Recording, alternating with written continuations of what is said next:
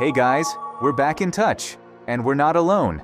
The main character in this video is a centipede, also known as the common flycatcher, Scutigera in Latin, or the house centipede. From the latter name, it is clear that this creature often sneaks into homes, like flies, mosquitoes, and cockroaches.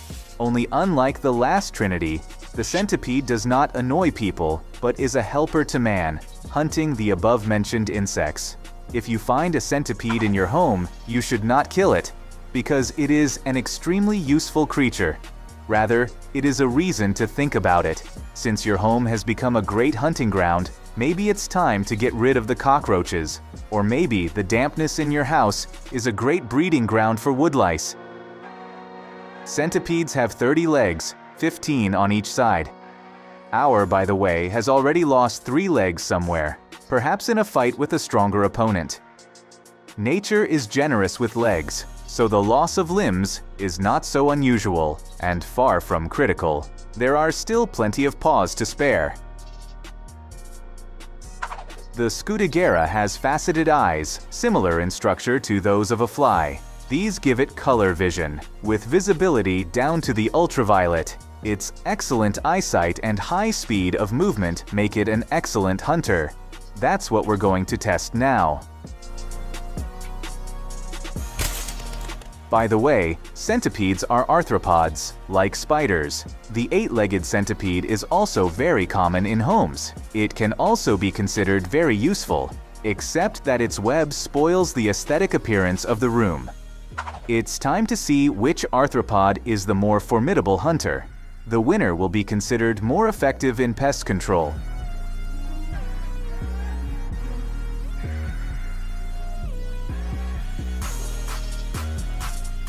Literally immediately, both became active and started running around in circles. A peculiarity of both is that they cannot climb the glass.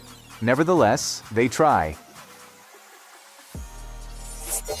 Here they both sit down next to each other and think about what to do next. After a while, they go their separate ways, neither risking an attack. In addition, the centipede began to wash its tendrils. Who would have thought it would be so clean? And here was the moment of their first encounter. They even seemed to get tangled up in each other's legs. By the way, not only are they both arthropods, but they both have roughly the same way of hunting. The goal is to bite the victim and inject the venom, then stand back and wait for the venom to do its work. The centipede hasn't attacked the spider yet, but it's clearly dominant. The spider has to jump back each time to get out of the way. When the spider failed to move aside, the Scutigera stepped on its paw. That's the first time.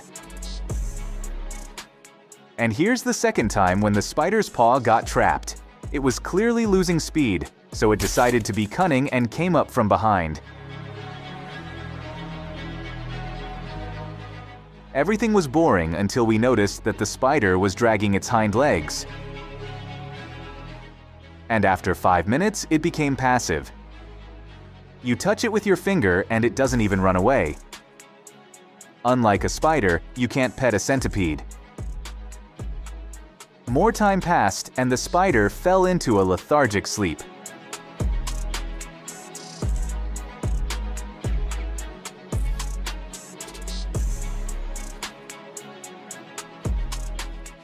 We started reviewing all the footage and found several encounters where the centipede probably injected poison into the spider through its bite.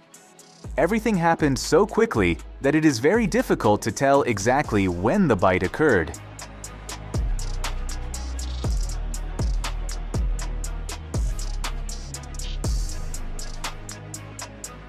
Here, the centipede simply pushed the spider out of the way and was able to inject poison into the spider through its paw. It's not clear how this happened, but the winner is clear. Now it's sitting next to its victim, guarding it, or waiting for something. We have nothing more to wait for, so we move on to the frequent inhabitants of the house. Woodlice settle where there's plenty of moisture, and moisture and food are ideal conditions for centipedes. These crustaceans don't just live where there's moisture, they need moisture to breathe. They have no lungs, only gills. So keep the crustaceans moist on a regular basis. Well, we put the woodlice colony in a container.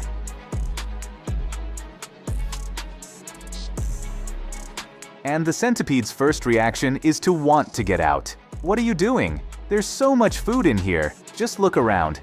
This is the wrong centipede. Food is coming to it, and it's ignoring it. And it's not a predatory spider, it's a harmless woodlouse. A tasty woodlouse that the Scutigera sneaks into the house for. This behavior seems about as bizarre as it gets. I have a question. Why do you sneak into houses if you're not going to do your job? What about hunting and ridding the home of insects? Instead, the centipede tries to escape on its own. It's a kind of defective hunter.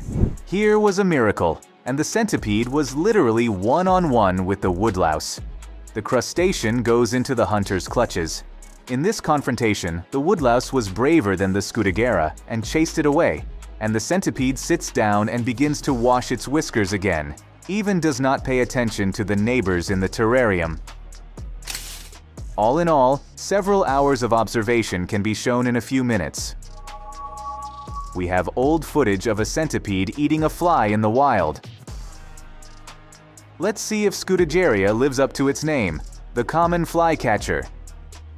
The size of the terrarium has been increased and 3 flies have been thrown at the centipede. Let's see how our predator deals with annoying flies. Its first reaction is to run away. He was so busy running away that he didn't even notice the fly. From the corner, the centipede was able to climb out onto the mesh roof.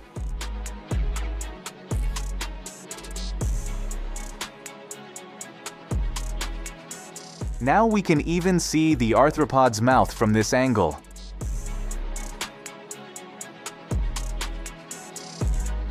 She has a knack for running upside down. They've never heard of gravity. The annoying fly was annoying enough to get into the centipede's clutches. It was repeated over and over again, but the Scutigera didn't react. Or maybe she doesn't know how to hunt upside down? Something completely incomprehensible is happening.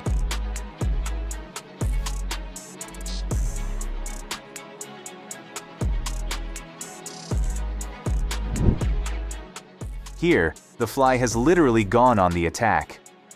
We thought nothing would happen, when suddenly a second fly appeared. Now the centipede will be twice as annoyed.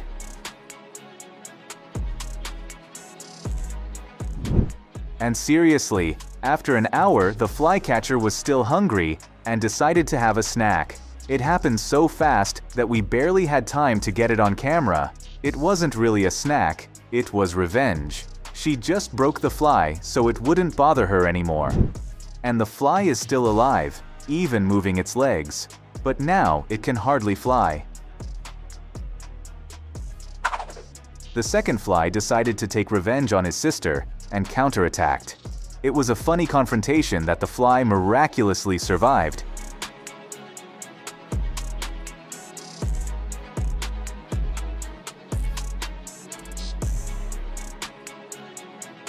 Here is a centipede reminded once again that it is better not to make it angry.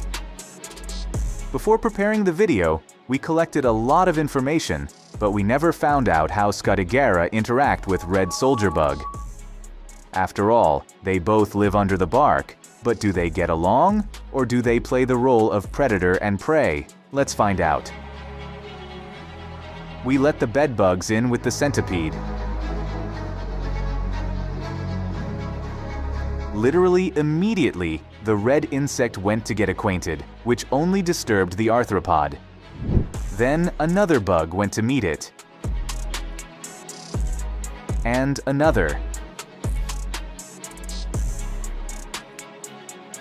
And even a married couple showed up.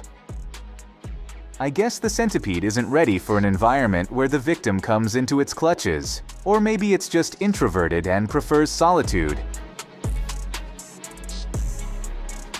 It hides from everyone and doesn't want to be disturbed.